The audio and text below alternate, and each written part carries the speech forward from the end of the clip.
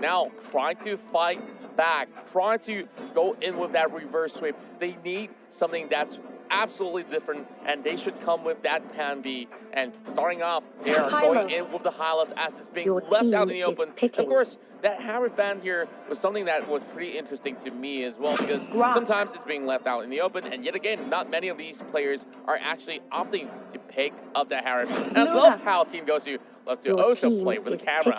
Yeah, and again, it's going to be Lunox and Grok for Axis Esports. They have found their comfort zone, or should I say, Team GOSU gave them their comfort picks. If you look at the previous game, maybe it should be Xbox at Grok being taken out. Then you can safely take the high loss without having to worry about this front line from Team Axis, who has been causing so much trouble in game number 1. But instead, they let it through. They let the Lunox through as well. Maybe the Xbox and the Grok, Xbox, Lunox, and you let the Grok through. These are the considerations that you have to adapt on the go. But maybe Team GOSU, they have something else in mind, because now they picked up the Marsha.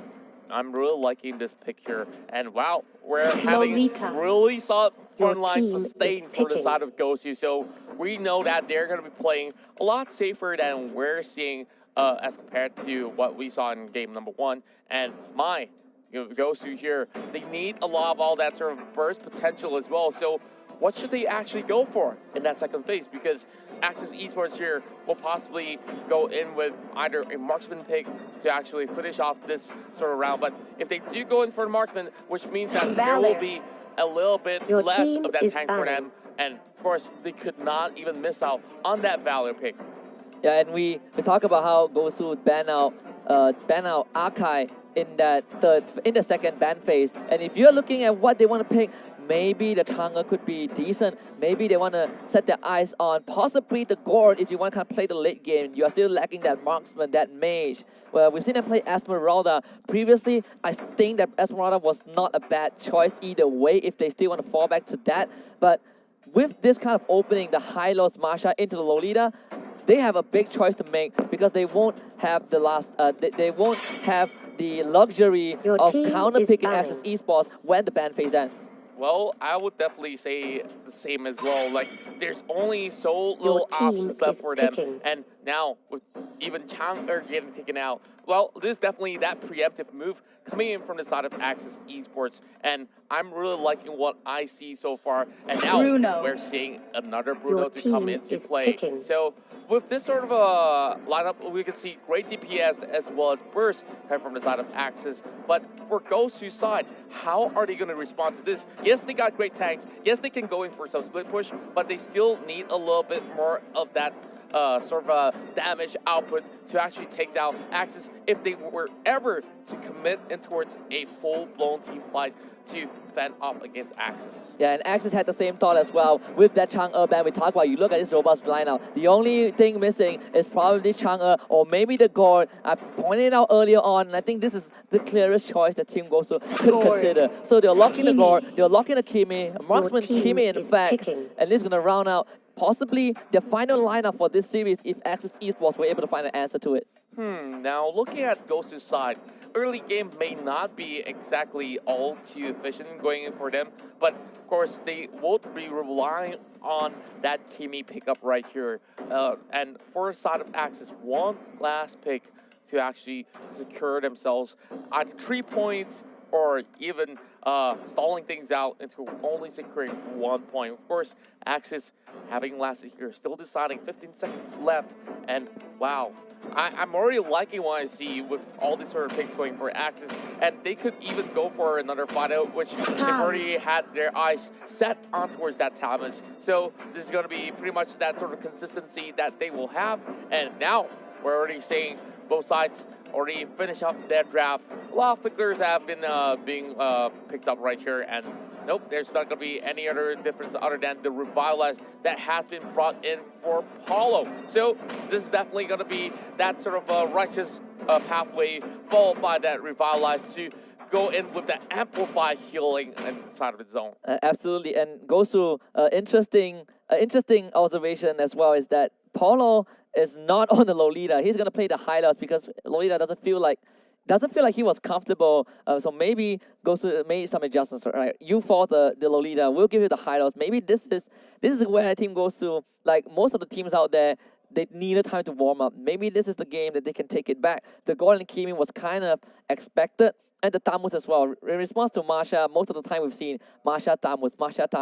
But statistically, Masha has a slightly higher win rate, at least throughout the day one. So we'll see if Access Esports can turn it around with this Tamus pick. Well, I would also say that from the other side as well, GOSU is also trying to bump that one up as well in terms of statistics. But, well, I do like the fact that they actually swap out Paulo's Lolita and towards that Hylos pickup right there, because Hylos have so much more mobility as compared to Lolita. Once Lolita commits to any sort of fight at all, she could not even escape. And that was that sort of situation that Paulo was stuck at in game number one. Now, having a little bit more leeway here, do you feel like GOSU stand a chance against Access Esports? I definitely would like to believe so. You like the draft of Access. I do like the draft of GOSU as well.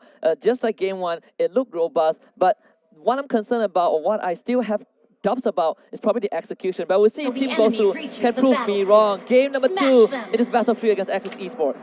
Access Esports now already getting that one victory, so they need one more to tie things up. They've already lost one series against Burmese Gold, and at least that 3 points will definitely be a real huge joy factor for them to actually make a comeback. But GOSU here already proxying the wave, trying to actually chunk it down, not really damaging the side of Lung though, as Scott is coming here for the support as well. Breezy getting stand down, forced to flicker away in this early phase as Jarno as well. Wow, that's definitely going to be causing them a little bit of a commotion as well, hitting towards the mid phase. Yeah, that is just underestimating the power of this Valier. The Soul's Fire Pulse do slow you in AoV, and he gets one charge every time he lands it, and the accuracy from Scott has been on point. Just like his Franco hook, he's confident with those skill shots, directing them on top of Team GOSU. 2 flickers out. Breezy now does not have it. General does not have the flicker. It's going to be easy for Access Esports to collapse on them if they want to.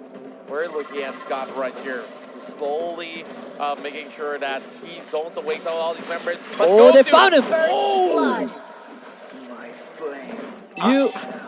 I got no words for that. You overstep, and Basic is ready, but seems like GOSU will lose Kenray in the bot lane. A bit overextension. They trade 1 for 1, but if you are Team GOSU, that opening that was given over to God, perfect. That definitely was a show of excellence coming from the court. Great sun, and of course that channeling element was a full channel to actually secure that first blood as well. But Basic here already spotting out again. Scott for another round, and Flicker has to be utilized here. And GOSU here with all 4 members being committed towards the top side. They might lose a little bit of that sort of EXP, but that doesn't matter. They've already got all that sort of pickup that they need, and they're well secured to take this first turtle down. And we talked about how Team GOSU seems to play a more conservative playstyle, and they are doing so.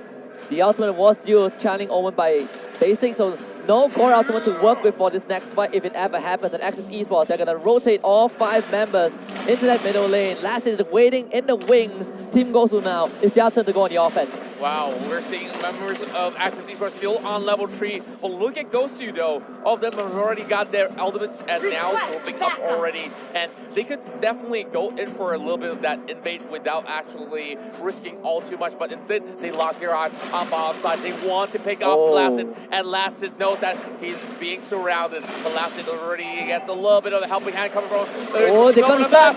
Glorious Tower is in. Brilliant starts to come out from Rin, trying to get away, but maybe not. Lacid, they laser him down. It's going to be Paulo to pick up that kill. And GOSU finally pick up that sort of slack to head in towards this second game here with stylish fashion. The North Americans here will take down yet another turret heading towards the bottom side. But look at the response hitting towards the top side though. There's still the Masha as well as Valley slowly trying to find themselves in towards the top side here. Of course, I do mistake myself. It's not really a Masha, it is the Bruno. When Access Esports, they recognize that Team GOSU, they like to play this style. Game 1, conservative. Great game 2, they were teaming out most of the time. So one of the best ways is to split Team GOSU apart. But Team GOSU, they are not really phased right. They are willingly trading these objectives because they're getting more. Economic-wise, they're up 1.3k. And just as slightly mentioned, after that first 2 flicker, that team goes to expanded, they immediately rotated basic to punish Axis Esports over aggression. Scott was way too confident to walk forward, got picked off. Team GOSU right now, they can take this fight. And Axis Esports need to find a little bit of that sort of a mistake from the side of GOSU to punish them. But Axis here, at least, trying to hold themselves all together. 2K goalie, not too far off, as we see Axis still trying to actually get themselves in towards that turtle pit and perhaps secure this still. Will X trying to lead the way as well, but Paulo trying to zone him up, and that will not be any chance at all. We'll get a knock up as well as the wall shot they use. And the Golden Skyway does come up, but it seems like Team GOSU already losing members. Low with the flicker! We're fine too, but they get the stun onto Kenray, has the damage, flickers in, it picks up the Bruno, and now Team GOSU, they might want to go on the retreat. Basic still chunking out those stuns in the backline, managing to fend up Axis Esports for now. Axis Esports, they got the kill advantage, but Team GOSU got the second turtle. And wow, Axis Esports, they may not get all too much of that sort of a turtle trade-off there, but look at the team fight. It was executed perfectly in a sense. Look at the position he's at. He picks up Breezy and immediately flickers for the next kill. Though he is getting chunked out by Kenray, there was enough backup time from Axis to still do a little bit more of that trade, but that's pretty much well and fine. And Axis Esports found that momentum, and they are currently tying things up against GOSU, only having very slight margin of lead. Yeah, and if you're Team GOSU right now, one of the best ways to punish Axis Esports is that aggression. We've seen time and time again. Last did the same mistake in Series 1. Just now he was long on the Bruno, but the wild charge will come in. Polo not going down just yet. The damage is there. The Numinum Blast actually stuns. They found a target and they switch their attention onto Scott, and Scott is out. The stun will stop Rain in his tracks. The Guardian Barrier not able to block out Polo, but Breezy definitely another stun from Basin, keeping Rain in place, but Long will find one, as well as the crowd. 2 kills over to Axis Esports. And Team GOSU, they will be forced to retreat. Wow, what a bloodbath coming in through the mid lane. And as we see, great dives coming in from all these members of Team GOSU. But that wall by the crowd has already negated Breezy's exit. And look at Evil X right here. He was getting zoned away, which means that Scott was being left out to die. And Evil X could only clip out at least one member of the side of GOSU, and they managed to bring him down. So that's definitely some great work. But heading back in towards that sort of the matchup that we see now, GOSU might have lost that sort of a kill lead in that sort of sense, but goal is actually not too far away. There's still time for them to catch up once again. Evil X has purchased that Athena shield and at least have a little bit more tankiness than what he used to have in that early phase. And now this is going to be the turtle here, and Axis Esports wants to actually get a little taste of that. And what could they possibly pull off? Turtle already dropping low, and they're committed to this fight. Lone coming in from the back, trying to go for the flank, and he will find one immediately. He does flicker, misses that. General will survive, and here comes the glorious pathway from Paulo, the maximum blast onto Long, and Long has to now back up because of basic. Evil still chasing with that power of nature, not able to find any kill. Actually, a clean disengage from Team GOSU though. They do walk away with the turtle, I believe. Axis Esports will try to push out the tower, but again, another great start on the Scott.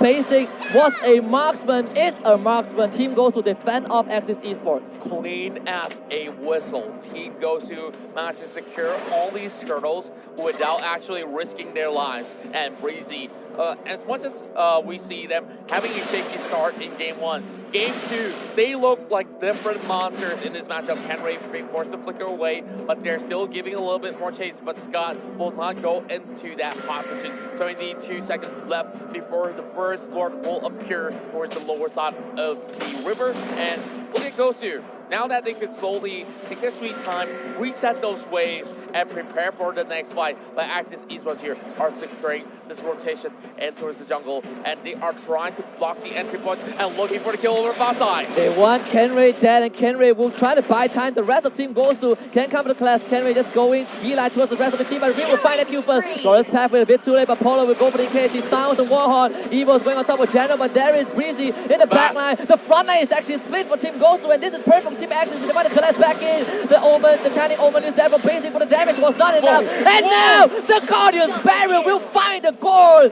Evil X will make sure Team GOSU goes down, and Axis Esports find 3. That was a huge swing And Access Esports now looking to secure that mid lane tower, and they have absolute control towards the bottom side as well. They can take this one down without any sort of a hassle, and Rin has already got that concentrated energy as well. So maybe after this, they will set up a bait in towards that corner of the river, and it's Team GOSU to make a move. And if you are the front line of the team, you have to remember the cores are your priority. Sure, you want to control the enemy cores, but Breezy and Paulo, they were accessing the back line while their own cores were exposed to Access Esports, and now they're going to try again. Evo X being that front line, being that guardian for Access Esports. Goss does dodge a bullet right there, and now Long will try turning around. Breezy with a Guardian's Borrow will try to block it out, and he will do so. So the Lord will be disengaged by Access Esports. Team GOSU still managing to fend off that attempt.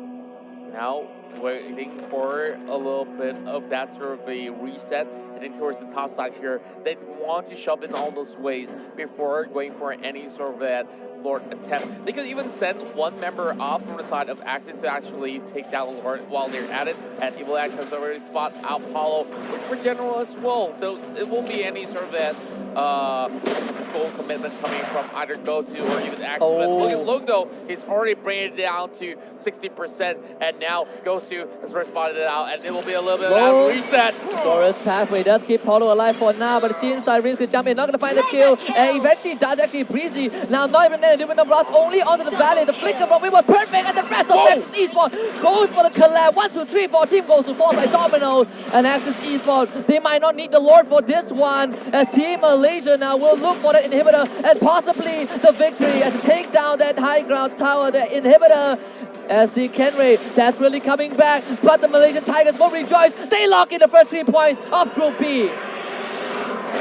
Access Esports came back swinging, and as much as they may have lost their first series against Burmese Gold, they are on fury form for this series against Team GOSU. Now we're seeing a 2-0 victory, which means they will secure 3 points and tying things up with all these members of Burmese Gold. But then again, if we count the head-to-head, it is still not really in that favor of Access Esports in that sense. So yeah, Burmese Gold with a convincing 2-0 against Access Esports. Access Esports brought that on upon Team GOSU. Again, Team GOSU, I wanted